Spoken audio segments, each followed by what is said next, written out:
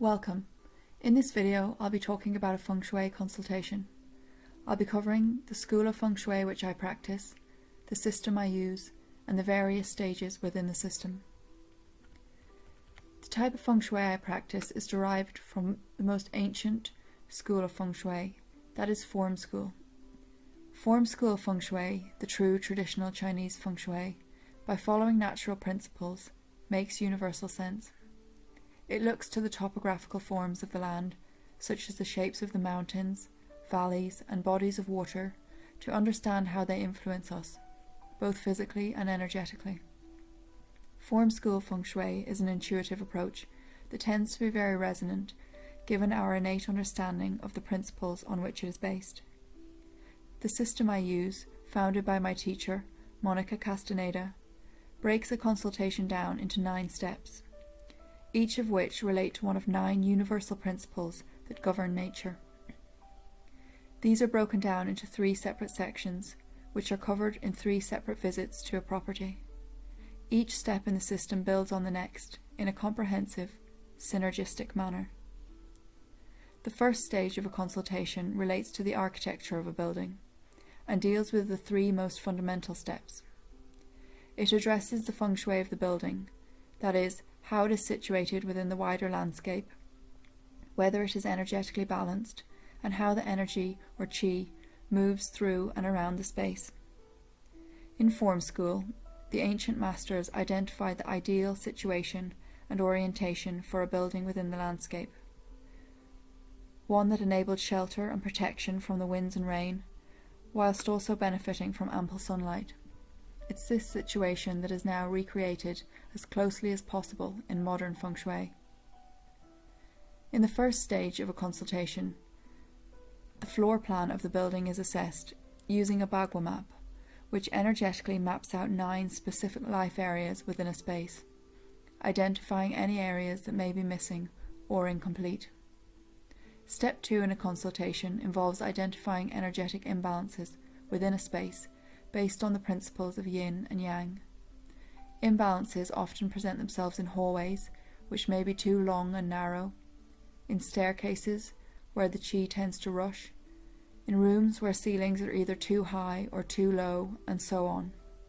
In the next step, the environment directly outside the property is analysed, which includes looking at the building's proximity and access to the road, its natural surroundings, and any other buildings or man-made structures in its vicinity, all of which directly affect the building's qi.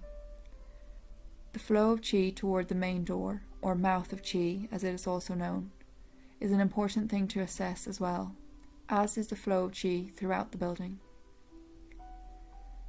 The second stage in a consultation concerns interior design, how the space interacts with nature, and whether the 5 natural elements are present within the space and represented in a harmonious way. It also deals with the language of the space, that is, what everything in the space symbolises and means to the client. Step 4 in a consultation attends to nature. Here we look at how the home interacts and harmonises with the outside world, and with the different rhythms and energies of the seasons. This includes addressing all windows and access to the outdoors, as well as looking at any clocks, calendars, and anything to do with time. To have good feng shui, a space must contain the presence of the 5 natural elements. These are water, wood, fire, earth, and metal. Having the presence of all 5 elements in harmony in our environment contributes to a greater sense of peace and balance. Each of the 5 elements have a unique quality of energy and are represented by certain shapes, colours, textures, and so on. Step 6 deals with symbolism within the space, that is, what everything in the space represents to the people living or working there. Our environments are continuously reflecting back to us our values, beliefs, expectations, and aspirations, so it is important that the symbols within a space are aligned with our conscious goals and desires. The final stage of a consultation deals with the most superficial aspects of the environment, how it is decorated, and where the furniture is placed. Clutter is also addressed at this stage, as well as anything damaged or broken. Step 7 relates to history and to fixing and decluttering. It facilitates healing at the 3 levels of reality. That is, at the level of thought, or heaven as it relates to in Chinese philosophy, at the level of earth, or action in the physical plane, and at the level of emotion, which relates to humankind.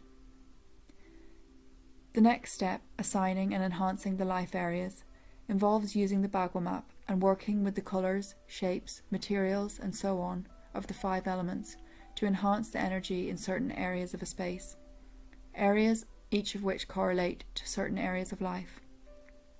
The 9th and final step looks at furniture positioning to ensure key pieces such as beds, sofas and desks are situated in the command or power position.